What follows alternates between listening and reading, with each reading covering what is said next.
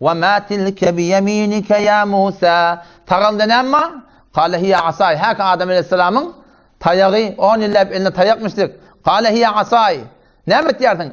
Nemet yani sorulanak. Sormak özü kabbeliye. Ettevekkâ aleyha. Şunu ben yatlanyan.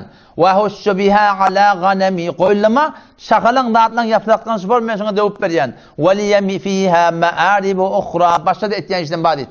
Kale alqiha ya Musa. Allah Teala emretti ya. Ey Musa okladın şunu. Fe alqaha Musa sen okladı diye. Fe idâ hiye hayyetun tes'a. Buradan da yılan olup böyle şeylerlerin bilek şeyler bırakım çırpınıp durumur yılan oldu. Valla mudbira ve lem yuaqim Musa kaçtı diye idin. Kaçtı korkuptu. Kale ya Musa akbil. Musa Allah'a evul. Akbil evul.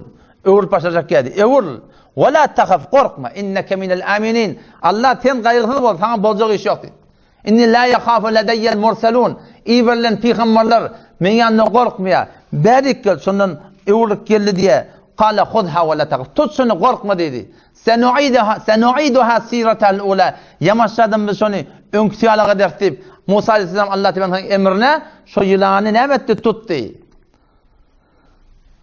Avval elini burada dolap tutacak vallahi. Yok mının ayır dediler. Elindekini ayırıp kuyruğundan tutacak vallahi. Yok mının da olmuyor. Ağzından tuttuydular. Ağzından tuttu diyor adam. Allah'ın emrine ağası vallahi. Olukan ders ne mi? Yani vedet olukan dersinde şey ki senin hayır deyip durandadın 10 yıl Musa Aleyhisselam'ın yanında Bağdat hayır deyip durandadın Allah Teala şer'i tepkil etti.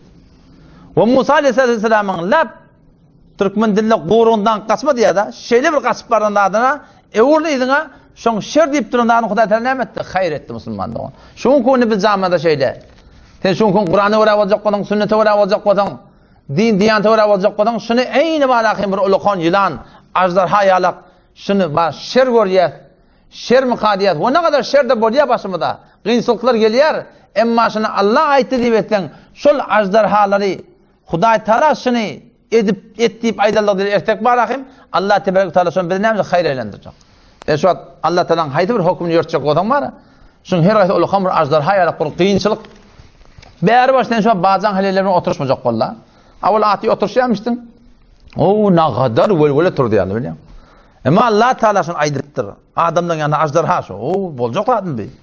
Huda ediptir deyip şunu ettin. Şol adamdan yılanını kökö diyen dadı. Korkup duran dadı. Allah Teala bize ne yapacak şunu? Hayır aylandırecek.